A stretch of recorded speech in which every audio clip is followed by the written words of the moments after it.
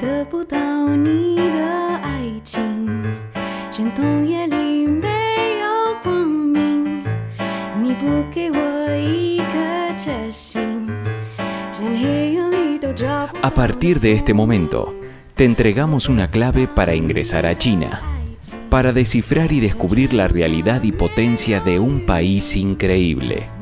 Clave China, mucho más que un programa radial, un viaje a un país, casi continente.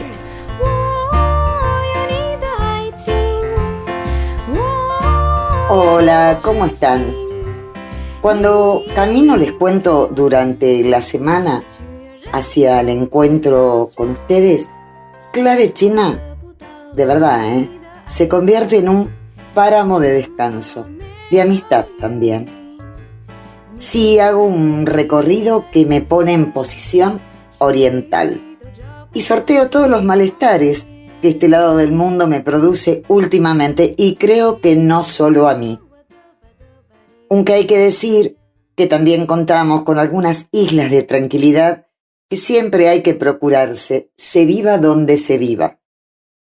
Cuando miro China, y aún sabiendo que no se trata de repetir modelos, veo que es un país que avanza, que la calidad de vida de sus ciudadanos ha ido en aumento sin parar, que los pobres son menos pobres, y hablo de millones de ciudadanos que salieron de la extrema pobreza, garantizando así sus necesidades básicas.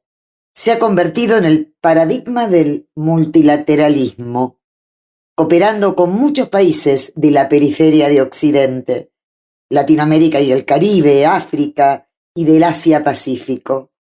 Este año, como les comenté en el último programa, se cumple el 10º aniversario de la Franja y la Ruta, año en el que China, esto fue en el 2013, salió al mundo, cruzó sus fronteras y nos abrió la mano. No estamos tan seguros de la pérdida absoluta de hegemonía de los Estados Unidos. Su poder militar persiste y está tirando de un mantel con la mesa puesta, como decía mi abuela. Y sobre esto hay mucha historia, la que se cuenta y la que aún está guardada con 7 llaves en los archivos secretos de Occidente. Clave China también cumple este año su 5º aniversario. Un programa que nació inspirado en la curiosidad que siempre nos acerca a lo que nos parece extraño o lejano. Que ustedes nos hayan acompañado a lo largo de este tiempo es para nosotros el abrazo que nos motiva, que nos acerca a este diálogo de los domingos y que luego se vuelve semana recorriendo el espinel de las redes sociales y nuestro canal en YouTube. Y por supuesto, también nos pueden escuchar en el portal de las 770.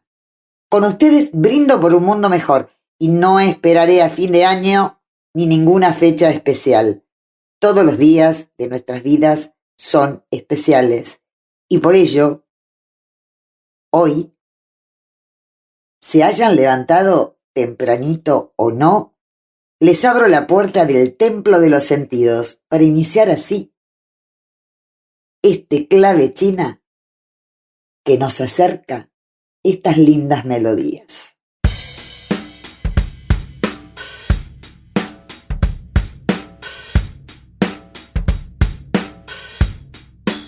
Clave China.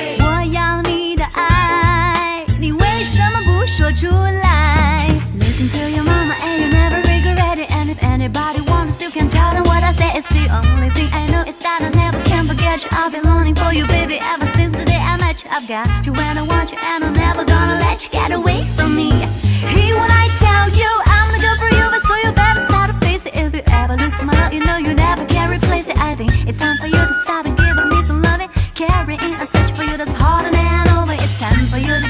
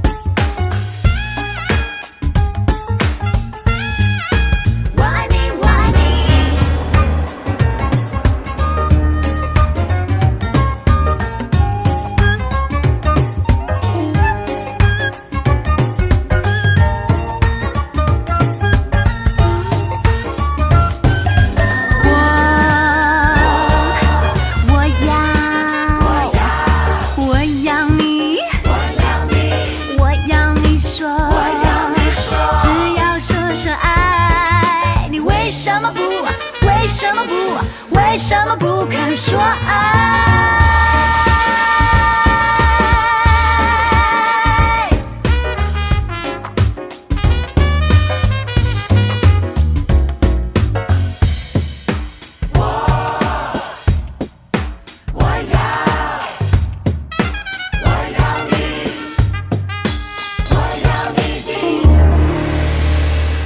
？Sí, ya viene China en clave de noticias, con lo más destacado de la semana del país asiático en la voz de nuestro colega y amigo Enrique Gon del Grupo de Medios de China. Y así lo presentamos.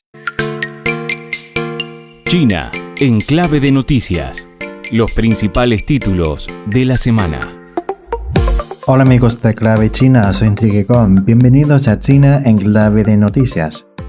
Los presidentes de 5 países de Asia Central, Kazajistán, Tayikistán, Kirguistán, Uzbekistán y Turkmenistán, llegaron a Xi'an, capital de la provincia noroccidental china de Shanxi, para asistir a la cumbre China-Asia Central, que se celebró entre el 18 de mayo y 19 de mayo. Los mandatarios centroasiáticos mantuvieron respectivamente reuniones con el presidente chino Xi Jinping. El presidente chino y su esposa Peng Liyuan celebraron una ceremonia de bienvenida el jueves por la noche para los líderes de Asia Central y sus esposas en la misma ciudad de Xi'an. La ceremonia se llevó a cabo en el Paraíso Town, un complejo construido en el sitio de la reguila original de un jardín imperial que data de la dinastía Tang, que existió del año 618 al año 907. En el marco del programa Puente para el Futuro, formación de líderes juveniles China, América Latina y el Caribe, el 17 de mayo se celebró un foro en la Escuela Central de la Liga de Juventud Comunista de China. Representantes de organizaciones juveniles y periodistas de países latinoamericanos participaron del evento e intercambiaron ideas con motivo de promover el desarrollo del país y de la humanidad con la cooperación y el desarrollo de la juventud. El 7º Congreso Mundial de Inteligencia, un importante evento sobre la inteligencia artificial en China, comenzó este jueves en el municipio septentrional de Tianjin, con el objetivo de construir una plataforma global para intercambios académicos, exposiciones, innovación y promoción de negocios en el campo de la tecnología inteligente. El evento ha atraído a casi 500 expositores de todo el mundo en esta ocasión. Un total de 89 megaproyectos con una inversión contratada de hasta 290.700 millones de yuanes, unos 41.550 millones de dólares, se firmaron en la 5ª Feria Internacional del Este de China para la Inversión y el Comercio que comenzó este jueves en el municipio suroccidental chino de Chongqing. Los ingresos fiscales de China han mantenido ímpetu de crecimiento constante en los primeros 4 meses de 2023, según revelaron este jueves datos oficiales. Dichos ingresos se expandieron 11,9% interanual a situarse en casi 8,32 billones de yuanes, unos 1,19 billones de dólares durante el periodo, según el Ministerio de Hacienda.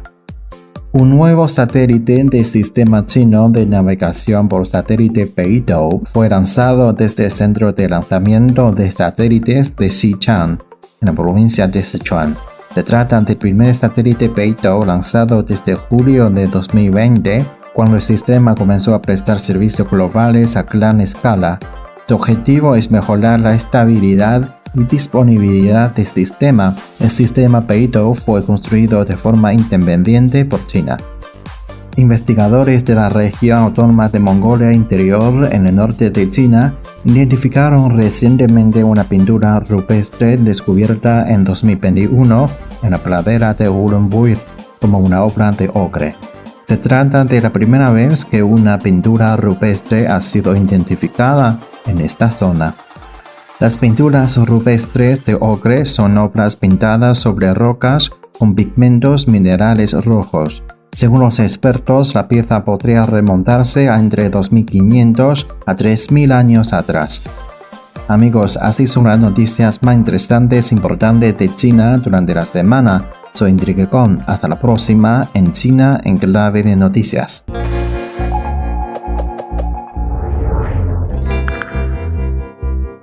Clave China. 衬衫沾满了黄色的口红，悄悄地踮着脚偷看，鬼鬼祟祟，浪漫觉得没人知道。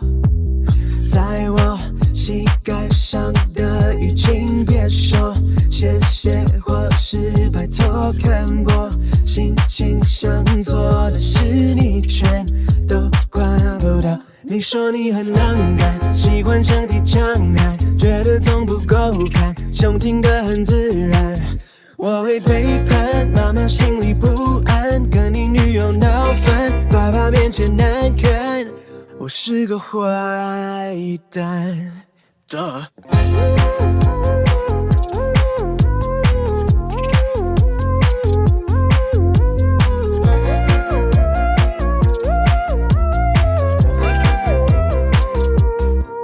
So you're a tough guy, like a really rough guy. Just can't get enough guy, just always so puffed guy.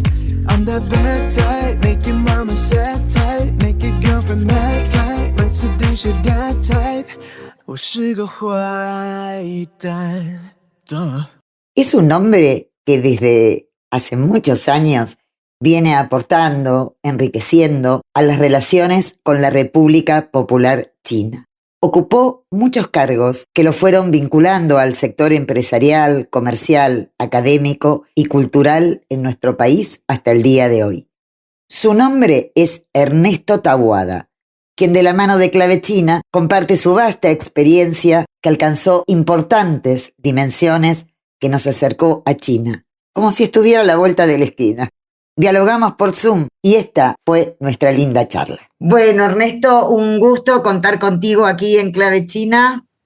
Justamente estamos con quien ha hecho un recorrido a lo largo de los años muy rico, muy interesante. Supongo que muchísimas anécdotas y experiencias tenés para compartir. Estamos hablando de Ernesto Taboada. En el campo de la docencia, en el campo académico, en el campo fundamentalmente empresarial y comercial, y me refiero a los vínculos que Argentina ha establecido con China desde hace muchísimos años. Ernesto ha sido testigo de este progreso y de esta relación que se ha enriquecido inclusive con el aporte de hombres y mujeres, y estoy hablando de Ernesto en este aporte invaluable que ha significado su trayectoria y su experiencia en acercar al gigante asiático a Argentina y viceversa. Así que Ernesto, bienvenido aquí a Clave China. Una pregunta de movida te voy a hacer. Hace muchos años, cuando empezaste con todo esto, ¿qué es lo que te llevó a China como una posibilidad de trabajar esos vínculos desde el aspecto comercial, desde las relaciones internacionales? ¿De dónde te surgió? Bueno, ante todo, Lidia, muchas gracias por invitarme. Me encanta tu programa, me gusta escucharlo siempre y estar en el programa es un lujo para mí. Mira, yo trabajaba en los años 80, 1980, en una empresa alemana que teníamos oficinas en Hamburgo, en Buenos Aires, en Hong Kong, y hacíamos muchos negocios con China. Y ahí empecé a recibir algunas delegaciones chinas que venían a comprar productos argentinos o a vendernos, y tomé los primeros contactos. Después, en 1995, esta empresa alemana cerró la oficina de Argentina porque era una empresa familiar, los dueños estaban muy grandes y se quedaron nada más que con la oficina de Hamburgo, y ya me metí de lleno en trabajar directamente con China a través de otra institución, que es donde estuve 25 años, y el primer viaje a China lo hice en 1988, integrando la comitiva que acompañó al presidente Alfonsín en su viaje a China. Éramos 35 empresarios y representantes de cámaras, y recuerdo que en ese entonces, en 1988, todavía se podía ver en China algunas personas vestidas con el traje Mao, ¿no? O con el cuello Mao también. ¿Te referís a empresarios o gente, ciudadanos chinos? No, gente normal. No, empresarios ya no, pero gente normal que uno veía en la calle. Ahora en la calle no ves a nadie vestido de Mao, y me dicen los propios ciudadanos chinos que para ver a alguien vestido de Mao tenés que ir a la China profunda, al campo, y algunas personas de mucha edad todavía conservan el hábito de vestirse con el traje típico de Mao, ¿no? Ha evolucionado mucho China. En esos primeros viajes eran millones las bicicletas que se veían en todas las ciudades y pocos autos. Ahora son millones los autos que se ven y menos bicicletas. No todo el mundo tiene autos, pero ha mejorado muchísimo el sistema de transporte subterráneo. Todas las ciudades grandes tienen subterráneos que recorren de norte a sur, de este a oeste, de sudoeste a noroeste, redes muy buenas y son muy eficientes. Entonces la gente se maneja así. Tal es así que un día yo conversaba con el presidente de una empresa y él me decía, yo vivo fuera de Pekín y todos los días para ir a mi compañía me viene a buscar el chofer con el auto y no me lleva hasta la oficina, me lleva hasta una boca de subterráneo, me deja ahí, yo me tomo el subte y él sigue con el auto, porque está la cantidad de autos que si fuese con el auto le demandaría el doble o el triple de tiempo. Después a la tarde sí, lo toma al auto en la oficina y vuelve porque no hay tanto apuro. Pero el tránsito es terrible en las grandes ciudades, ¿no? Y uno ve autos de todas las marcas. Hay marcas europeas por doquier, hay algunas marcas europeas que tienen plantas de ensamblado en China. Tal es el nivel de la demanda que tienen de parte de los ciudadanos chinos. Hay que tener en cuenta que son 1.420 millones de habitantes. Así que con que 200 o 300 millones quieran comprar autos, ya eso alcanza para la producción de varias terminales, ¿no? Está claro que estamos hablando de un país casi continente, que es el modo en que nosotros muchas veces cuando nos referimos a China en el programa lo presentamos. Te hago una consulta. Estamos en el marco del 10º aniversario de la iniciativa de la Franja y la Ruta que lanzó Xi Jinping en el 2013. Tu primer viaje, vos hacías referencia, lo hiciste en 1988, durante la presidencia de Alfonsín. ¿Qué diferencia? Supongo que habrás viajado en forma posterior. ¿Vos observás a partir de la iniciativa lanzada por China, como se lanza al mundo, una diferencia sustancial? No solo me refiero en relación a Argentina, sino a la región latinoamericana. ¿Se dinamizaron las relaciones? ¿Las inversiones son mayores? Muchísimo. Se nota una mayor apertura de parte de los empresarios chinos. Yo no diría occidentalización porque no es así. Se visten. Una vez un especialista en Asia me dijo, mirá, los japoneses de día se visten como si fueran británicos, pero cuando llegan a la noche a casa se ponen el kimono. Entonces no pierden su esencia japonesa. Y con los chinos pasa algo similar, no pierden su esencia china, pero están mucho más habituados a tratar con occidentales.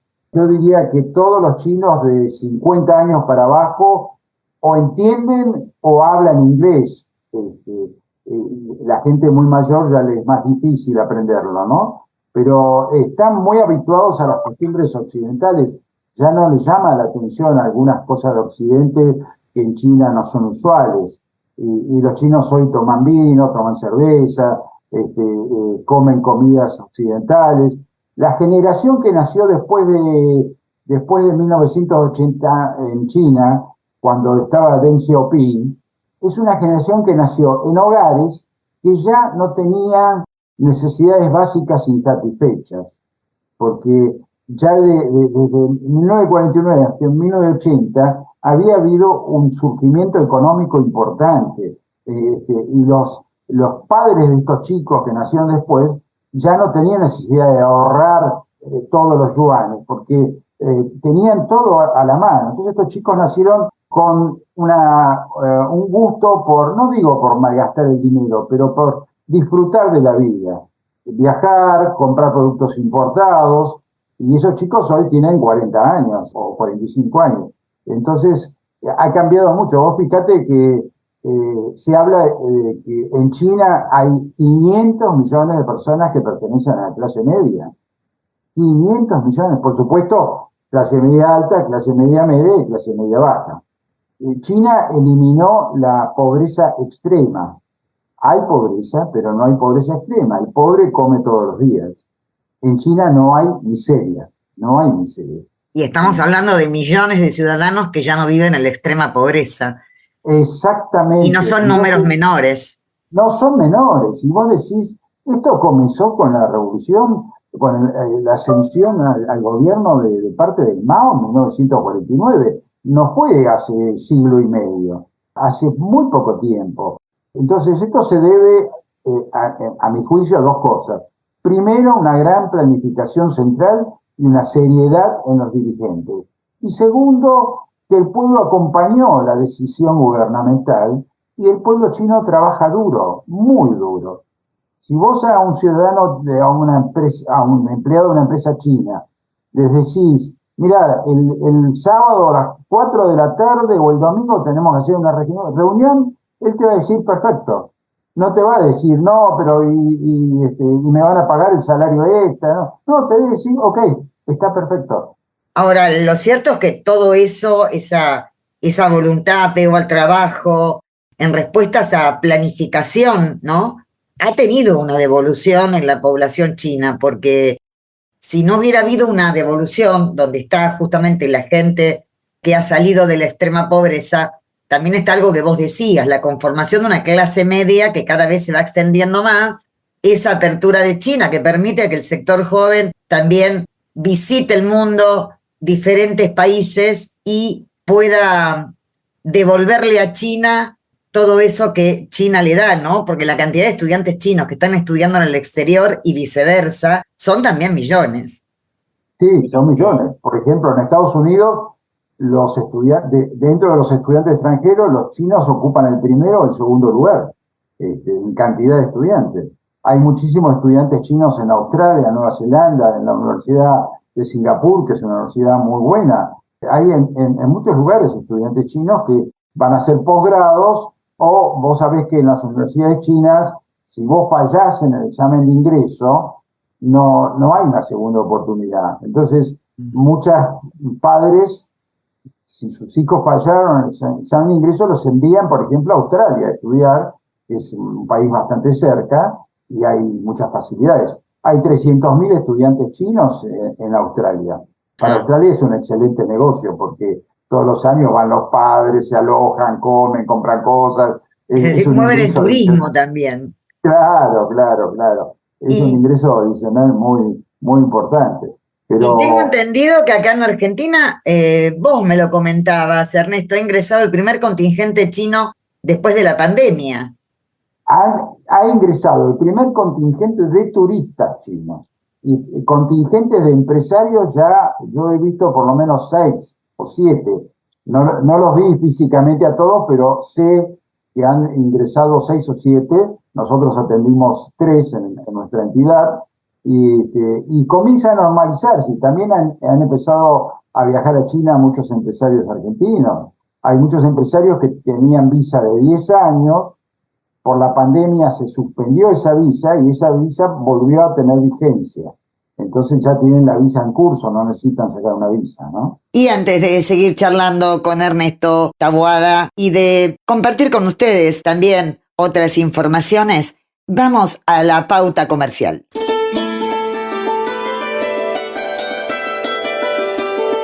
Clave China, una llave para abrir y descubrir el fascinante mundo que nos ofrece China en todas sus dimensiones. Y para los que recién se enganchan, estamos con Ernesto Taboada, experto en relaciones comerciales con la República Popular China y países del sudeste asiático, profesor universitario en temas relacionados con negocios con China, su cultura de negocios, acceso a los diferentes mercados y un montón de etcéteras. Y así continuó nuestro diálogo. Voy a hacer uso de tu experiencia en el campo comercial, empresarial, con esta nueva medida que ha adoptado el gobierno, aunque se trata de una masa, digamos, no muy grande de recursos, pero con la implementación de poder comerciar con monedas locales, que nosotros paguemos en pesos, que recibamos yuan y demás. ¿Vos pensás que esto requiere de algún trabajo cultural, tanto de parte del empresariado argentino como del chino menos, porque es una aspiración de China poder fortalecer su propia moneda? Digo, considerando al dólar como el patrón cultural por excelencia en el mundo y fundamentalmente acá en Argentina, ¿no? Por el pago de los intereses de la deuda externa, y que escasean. ¿Vos cómo lo ves? ¿Que esto va a ser trabajoso o está allanando las dificultades que se tenían para importar? Mira, va a ser un alivio para el Banco Central, porque va a tener menor demanda de dólares, billetes. Vos sabés que en estos momentos, como vos dijiste, pasamos una circunstancia de excepción con algunas dificultades para poder importar, porque hemos tenido una cosecha gruesa muy mala. La cosecha de soja ha fracasado por la sequía en casi un 40%, también afectó al maíz y al trigo, y eso significa un 30-40% menos de ingresos de divisas por exportaciones. Entonces, nosotros no imprimimos los dólares, los conseguimos de las exportaciones. Entonces, esta medida alivia la presión sobre el dólar, porque China es nuestro segundo socio comercial. Entonces, hay muchas importaciones de productos chinos, no solamente computadoras, teléfonos, celulares, sino partes para la industria, mecanismos industriales, tornos y demás. También, aunque no se va a notar mucho, va a haber una pequeñísima diferencia a favor del importador, porque cuando el exportador chino exporta y vende en dólares, necesariamente tiene que tomar un seguro de cambio para prevenir las fluctuaciones que puede tener el dólar. Y si vende en su moneda, ese seguro de cambio no lo tiene que tomar. Ayer hubo una reunión del Banco Central y el Banco Chino y la embajada también, y estuvo muy interesante porque estuvieron explicando cómo es el sistema, y el sistema es muy simple. En realidad, cuando uno quiere pagar con yuanes, va a sus bancos. Ya hay la mayoría, 17 bancos importantes ya están adheridos al sistema, va a su banco y expresa por escrito su deseo de pagar en yuanes. E incluso aquellos que ya tienen aplicado en el banco un pedido de divisas para pagar importaciones, pueden ir al banco ahora y decir, no, yo en lugar de dólares quiero pagar en yuanes. Y el banco hace lo que se llama una multinota a la Secretaría de Comercio y demás, y se transforma eso en un pago en yuanes. Y mucha gente pregunta, ¿pero a qué cambio pagamos en yuanes? Claro. ¿Cómo? Porque a dólares sabemos. Bueno, es un cociente donde el numerador está compuesto por la cotización del dólar en pesos, que ayer eran 217,45. Al dólar oficial. Claro.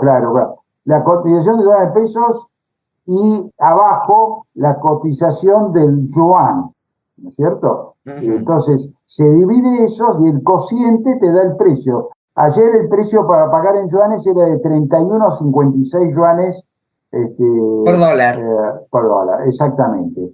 Entonces, es muy fácil, es un sistema muy fácil, que no es un invento argentino, porque ya lo ha hecho Brasil, lo ha hecho Egipto, en Francia también, en Europa está Francia y algunos países que lo están haciendo, y yo creo que la medida la van a tomar otros países para no depender tanto del dólar y hacer en las monedas locales. Creo que se viene una revolución en ese sentido pacífica, ¿no? Pero desde el punto de vista económico, ¿no? Digo, para hablar en el idioma argentino, con un peso argentino devaluado, con los niveles de inflación, donde obviamente ha habido un corrimiento hacia el mercado negro del dólar. Es decir, esto también estaría evitando la especulación con lo que se denomina dólar paralelo o dólar ilegal, en fin. Y en parte sí, por lo menos en lo que atañe a los importadores, que en algunos casos acuden al mercado negro, como vos decís, para tener dólares y pagar anticipadamente o en parte sus importaciones. Pero por el otro lado tenemos que momentáneamente las importaciones están bastante acotadas a elementos esenciales. Hoy vos querés importar un auto de China y no conseguís la SIGA, el permiso de importación, porque es un producto que hoy sería superfluo, pero sí un producto medicinal o un producto básico para la industria. Pero la medida es muy inteligente, muy interesante, y la verdad que han encontrado una salida al comercio con nuestro segundo principal socio, que es China, ¿no?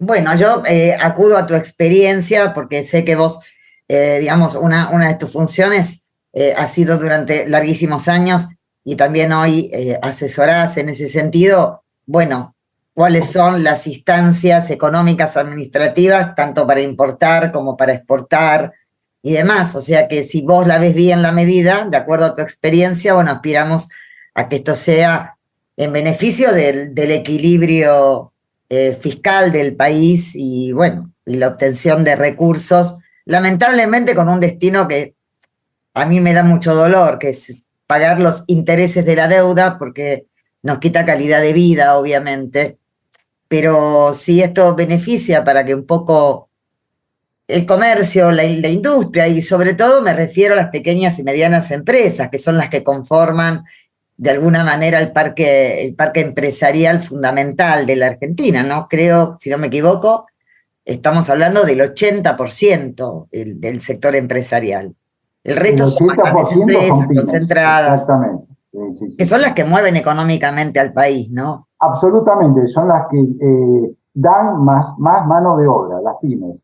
Porque las empresas grandes, las automotrices, por ejemplo, tienen casi automatizado más del 70% de sus plantas de ensamblado, y en realidad no dan tanto trabajo. Las pymes sí, las pymes dan mucho trabajo. Realmente son motoras de la economía argentina. Yo creo que esto va a permanecer en el tiempo, aunque la situación en algún momento tienda a mejorar, porque es un alivio para las arcas fiscales no tener que utilizar dólares para pagar estas importaciones. Porque hay países que lo están haciendo, como Francia, que no están en una situación económica mala, sin embargo, están pagando con yuanes las importaciones desde China. Así que la medida a mí me parece muy inteligente, muy inteligente. Y aparte se podría implementar con otros países, entiendo, ¿no? No solamente con China. Es probable, sí, que países que tengan una moneda, digamos, fuerte, estable, con los cuales comerciemos mucho. Bueno, estamos en conversaciones con Brasil, creo también, para poder hacer lo mismo, hacer un intercambio comercial en las respectivas monedas. Bueno, el mundo está cambiando, el mundo está convulsionado. Nosotros decimos qué mal que estamos, pero hay países que están también muy mal, que han visto reducir sus ingresos, que están tratando de economizar divisas. En Estados Unidos se comentaba estos días que quizá Estados Unidos iba a entrar en un default de su deuda externa. Otro economista me dijo, mira, los americanos dicen todos los años lo mismo para después arreglar según les conviene, pero los comentarios están. Entonces el mundo ha cambiado mucho. Pero creo que esta es una medida correcta, ojalá se sigan tomando medidas correctas como esta, ¿no? Bueno, Ernesto, te quiero preguntar a lo largo de tu trayectoria si recordás alguna anécdota que quisieras compartir aquí en Clave China.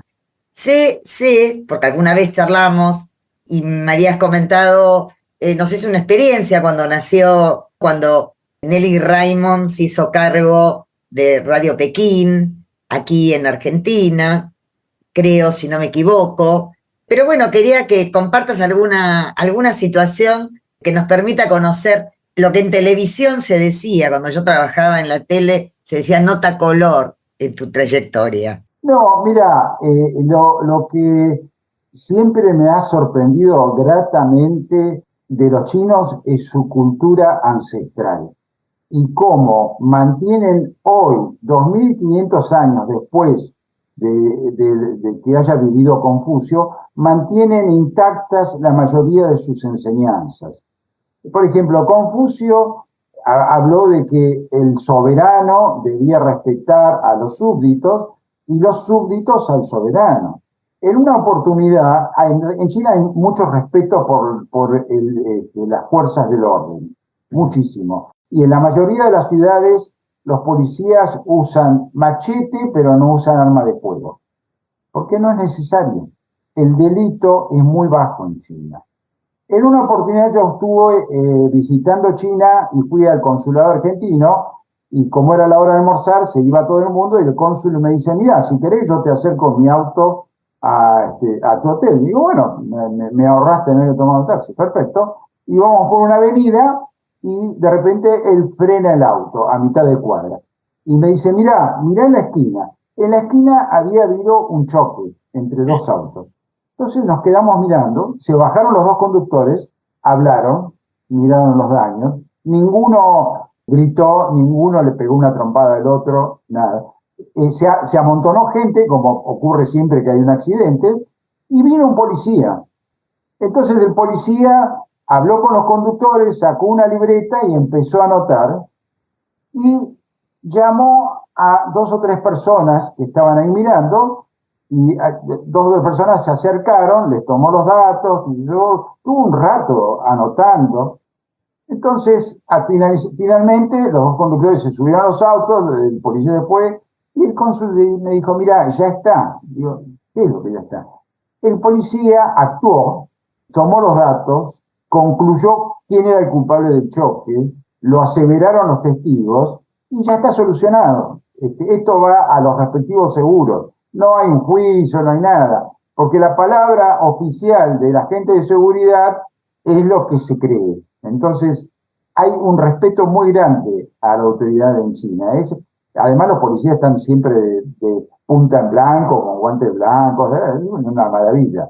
Y otra cosa que cada año que pasa yo soy un poco más viejito, entonces me resulta muy lindo en China, es el respeto que tienen en China la gente mayor. A mí me dejan pasar siempre primero a todos lados. Es muy notorio eso, sí, Es sí. muy notorio. Y eso es también tradición. Eso es herencia confuciana, donde Confucio decía hay que tener respeto a los mayores y veneración a los antepasados.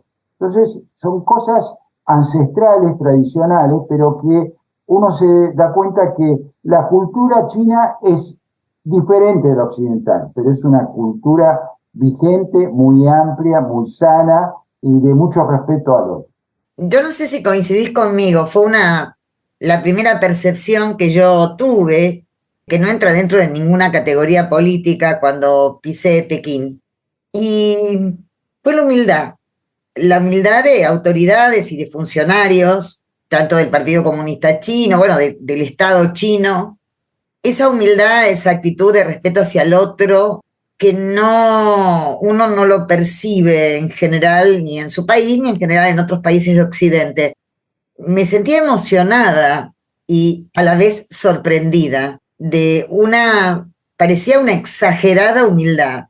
No digo que fuera una impostura, ni mucho menos, era algo totalmente natural y normal. No sé, vos has viajado mucho más que yo a China. Yo la visité 2 veces, no por tantos días que me hubiera permitido hacer una evaluación, más lo que después leí en forma posterior. Pero sí tuve esa percepción en esas 2 oportunidades. Humildad enorme. Sí, coincido totalmente. Y te cuento que en uno de los viajes en Shanghái me invitó a comer a la noche, a cenar, un yupi chino, un muchacho de casi 40 años, vestido como si hubiera salido a Harvard, muy educado, hablaba un inglés perfecto, era director de una empresa. Y me invitó y dice, ¿querés ir a comer? Bueno, perfecto. Y estábamos solos, entonces me atreví a preguntarle, le digo, mira, decime una cosa, ¿a vos no te gustaría tener un sistema político parecido al que tenemos en Occidente, con las cámaras, con el cambio presidencial. Dice, mira, te voy a explicar algo. China tiene 4.000 años de antigüedad, sí, sí. Hemos tenido emperadores, hemos tenido dictadores, hemos tenido una historia muy dura y que casi todos los que gobernaron China al pueblo lo han traído y lo han tratado muy duramente. El régimen que empezó en 1949 con Mao Zedong y que continúa, porque esto es una unidad, como dices vos, es el que más bienestar nos ha dado.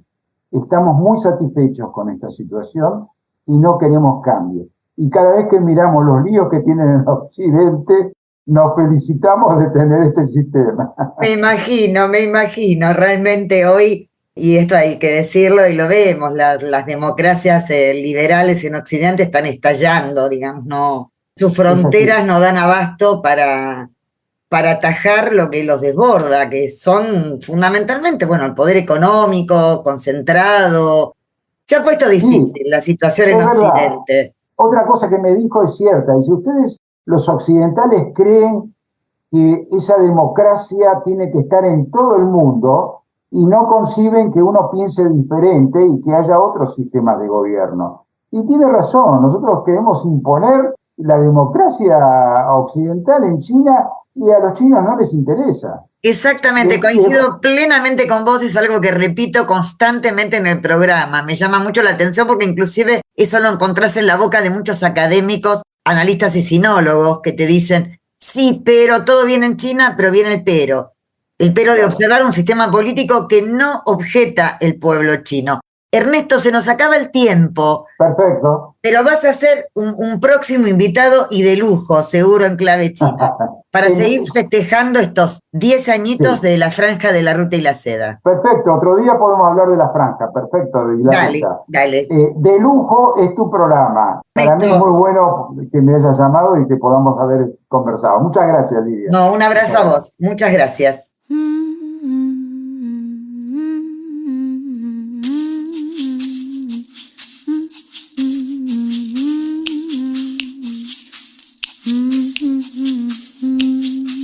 Clave China. Tall and tan and young and lovely, the girl from Ipanema goes walking, and when she passes, each one she passes goes, ah. When she walks, she's like a samba that sways so cool and sways so gently that when she passes, each one she passes goes, ah. Oh, but he watches so sadly. How can he tell her he loves her? Yes, he would give his heart gladly, but each day when she walks to the sea, she looks straight ahead, not at him. Tall and tan and young and lovely, the girl from Ipanema goes walking, and when she passes, he smiles, but she doesn't see. She just doesn't see. No, she doesn't see. She just doesn't see. En el último programa, yo les hice mención a la gran cantidad de películas latinoamericanas que se presentaron en el Festival de Beijing 2023. Bueno, hay una que no mencioné, o creo que la mencioné, pero que no escuchamos a su director, que es lo que vamos a hacer ahora. Se trata de la coproducción argentino-alemana Adiós Buenos Aires, que está enmarcada en la Argentina del 2001 y que cuenta la historia de un bandoneonista tanguero de Pompeya durante la crisis económica y social. Su director es Germán Kral y en una entrevista exclusiva con CGTN en español expresó algo que la verdad es muy, pero muy cierto y que transmite la película. Dice que el protagonista, al igual que muchas personas que abandonan su tierra natal, solo se da cuenta de que es difícil decir adiós cuando se va. Escuchémoslo. Es muy difícil irse de un país, es muy difícil ir a vivir a otro lugar.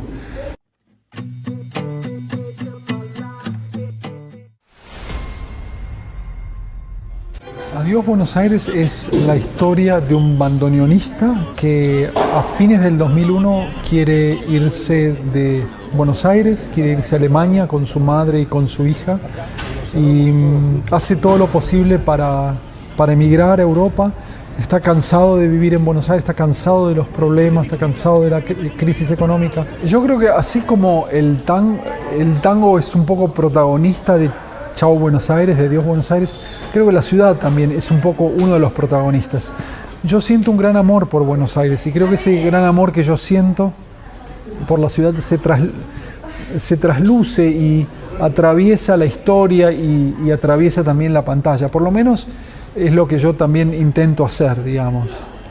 Bueno, para mí sería fantástico si la audiencia china pudiese ver la película y acercarse un poco a la historia que la película cuenta, a la historia de la crisis económica de la Argentina y a la historia también del protagonista, de Julio, que se quiere ir de Buenos Aires y que hacia el final de la película, después de un largo viaje, se da cuenta que ese lugar que él quería abandonar, para él es muy, muy importante.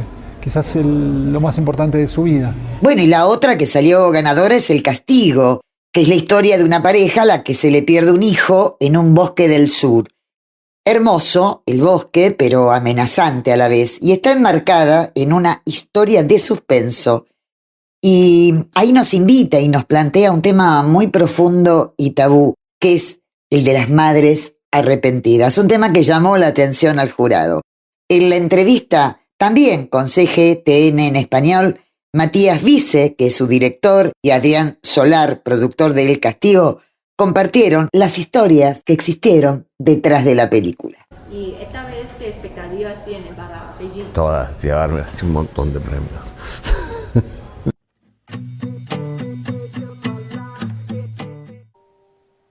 El Castigo es la historia de una pareja a la que se le vierte un hijo en un hermoso pero amenazante bosque y está enmarcada una historia de suspenso y ahí nos invita y nos plantea un tema muy profundo y tabú, el de las madres arrepentidas. Matías Vice, director de esta película, nos contó mediante un enlace por qué eligió este tema.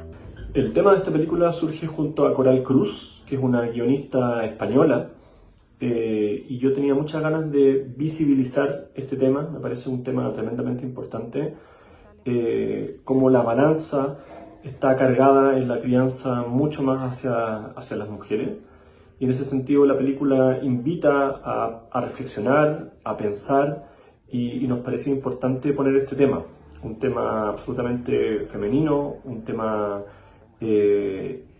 vital, siento yo, de poner sobre la mesa, de conversarlo, de abrirnos y de reflexionarlo.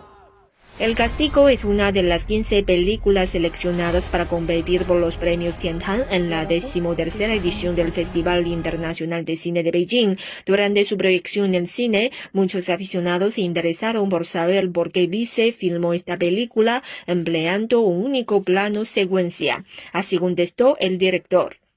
Elegí el plano secuencia porque me parecía que era la mejor manera de contar esta historia, de hacer una película más profunda, una película más potente y más realista también.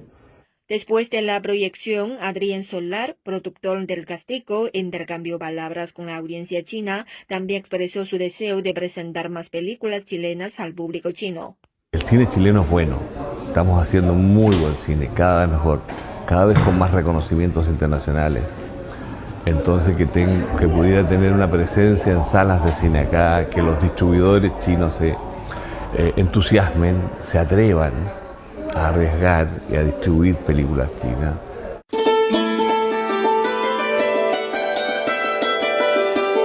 Clave China. Qué bueno que en nuestro país y en coproducciones con otros, y así como nuestros países hermanos de Latinoamérica y el Caribe lleguen tan lejos para acercarnos aún más a través de nuestro arte a otras miradas. Felicitaciones entonces a todos los que seguirán abriéndose al mundo y asomándose a otros mercados tan importantes como el mercado chino del cine. Y bueno, los abrazo para despedirnos. En 7 días nos reencontramos con más claves para recorrer China desde este lado del hemisferio. Chau, un abrazo a todos. 给我一个吻，可以不可以？吻在我的脸上，留个爱表情。给我一个吻，可以不可以？吻在我的心上，让我想念你。总爱瞪着你的眼睛，你不答应，我也要是你心中。绝不灰心，总让闭着你的嘴唇，你没回应，我也要是你肯就，绝不伤心。给我一个吻，可以不可以？飞吻也没关系，我一样心甘情。给我一个吻，可以。飞吻表示甜蜜，我一样感情你。